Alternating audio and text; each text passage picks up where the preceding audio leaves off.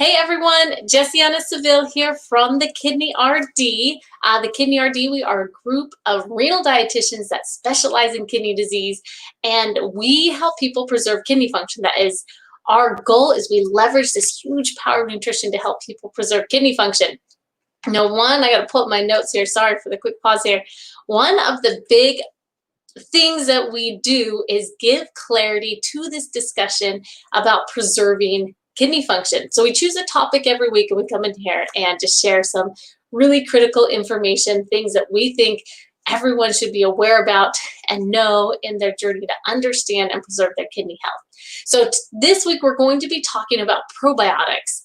Probiotics are a significant, important opportunity for people with kidney disease to preserve their kidney function. Now, what I am not saying is that a probiotic will preserve your kidney function, but I'm going to say it is a piece within the whole approach of a person of preserving kidney function.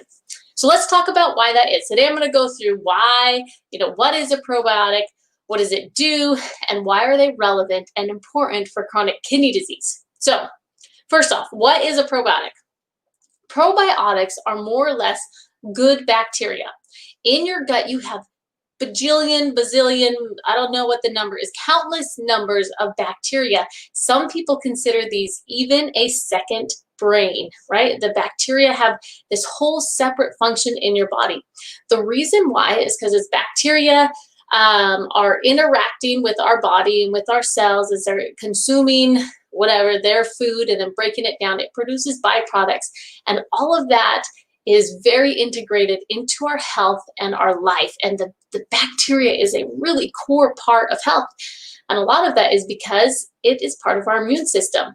So a probiotic is good bacteria that should be able to help sustain healthy function. It's bacteria that in the research has been shown to have some, particularly useful, functions that it can work from.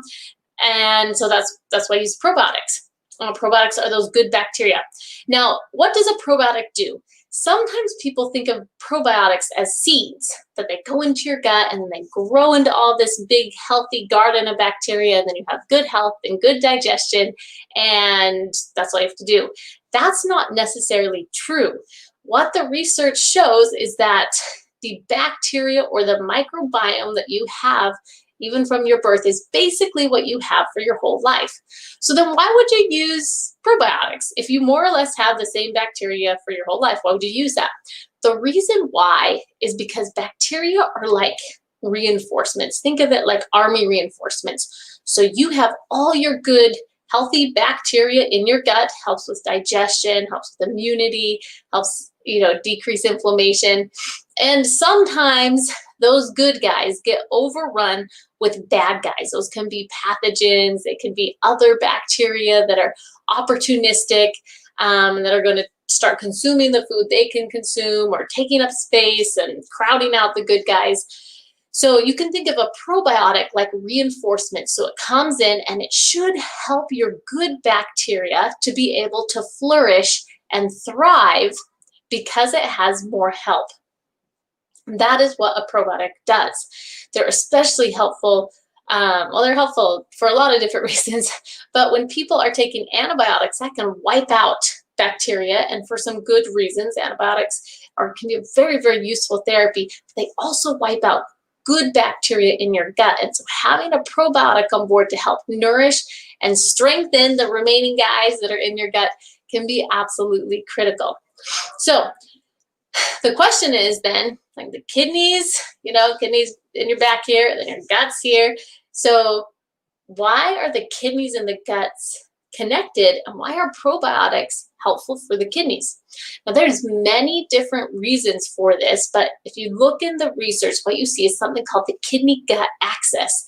And what that means is that the health of the gut impacts the health of the kidneys, and the health of the kidneys impacts the health of the gut. And if either one of them decline, then you're going to see a vicious cycle of these bacteria overall declining. So one purpose, okay, a lot of different reasons. One purpose of probiotics is that they help break down something called uremic toxins. So uremic toxins are protein. It breaks down into these little amino acids, and then these amino acids, they can break down into uremic toxins, and the probiotics can help consume some of those. There's some bacteria that really, really like uremic toxins. In the research, you'll see one called TMAO is one of them, and these bacteria really like them. So there's some probiotics that can be helpful in consuming those uremic toxins. So that's one purpose of probiotics for kidney disease. If you can consume those uremic toxins in the gut, then they're not going to get to the kidneys and have to be transferred out, and so that can be really helpful. The other way that probiotics can be helpful for kidney disease is that overall, and there's so many different functions for the gut, but overall they can help nourish your microbiome, which is going to improve your immunity. Now that's pretty simplistic, but I do find that it's really relevant. There are some great studies during flu season, people taking probiotics, responding better, not getting the flu as often. And a lot of that is because the probiotics help your immune system because it's connected to the gut. All right, so last piece here. Some of the research has shown that with chronic kidney disease, there is an imbalance in the bacteria in the gut. And that, again, causes this increase of inflammation. And so it is definitely a relevant opportunity to think about what type of probiotic you're taking, how much is in the probiotic, and how often you should be taking it, and for how long. Any supplement, any medication, the discussion should be, how long should I take it for, and what is the end point of that? That is really important to us to have a treatment plan that you start, if you're going to start something, that there be an end point at some point. So that's part of the discussion. What is the probiotic going to do for you? Which probiotic should you take? And how long are you going to be taking it for? Anyways, that is all for today. Tomorrow, we're going to get into a few more practical application details, kind of give you a hook there at the end, which ones you can take, a few recommendations from us, what else you can do to help nourish the good bacteria in your gut already, and how much probiotics you should take and when you should take them. But we'll talk about that tomorrow, so make sure and catch the live tomorrow, whether you catch it afterwards or when I pop in here. Any of those would be great, and you can grab that information then. Anyways, that's all. You can follow us at #TheKidneyRD. You can go to our website, which is kidneyrd.com, where we have great free resources about a lot of different things right there. Right now we have a mini nutrition guide that talks about some of the big opportunities for preserving kidney function. And then you can follow us, Instagram, Facebook, YouTube. We're on all of those places, doing a daily live about Monday through Thursday to talk about some really important pieces about kidney disease that we feel like everyone can benefit from and understand. That's it for today, and bye-bye.